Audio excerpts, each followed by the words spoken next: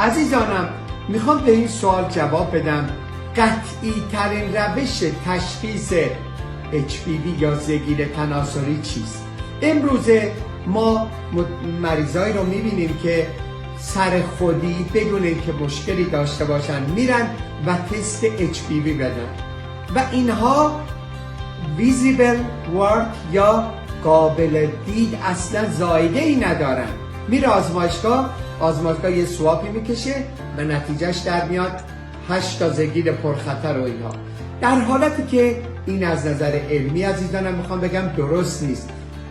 تشخیص زگیل تناسلی به صورت قطع و یقین اول باید فیزیکال اگزامینیشن با معاینه بالینی توسط یک فرد کارورز و کاربلد هست، متخصصش.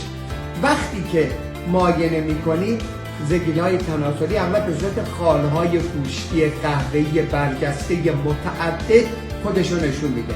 این اگر بخوایم نوعش رو مشخص بکنیم باید از این نمونه برداری بشه و اون نمونه نوعش رو مشخص بکنه و این راه درست است. نه اینکه شما برید یه آدمی که سالم هستید میرید تست HPV میدید و اون مثبت در میاد که اینها فالس پازیتیوه، یعنی به غلط مثبته. نگران نباشید.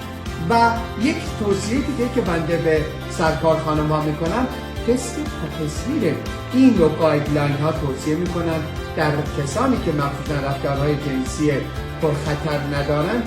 اگر پاپسمیرشون نرمال باشه دیگه نیاز به تست HPV نیست. ولی اونایی که پرخطر هستن به اصطلاح پاپسمیرشون رو تکرار بکنن و اگر زائده مشکوکی به زگیل داشتن باید برن از اون نمونه برداری بشه و HPV تایپینگ بشه و امیدوارم که این مباحث در جهت ارتقاء علوم پزشکی شما مفید باشه.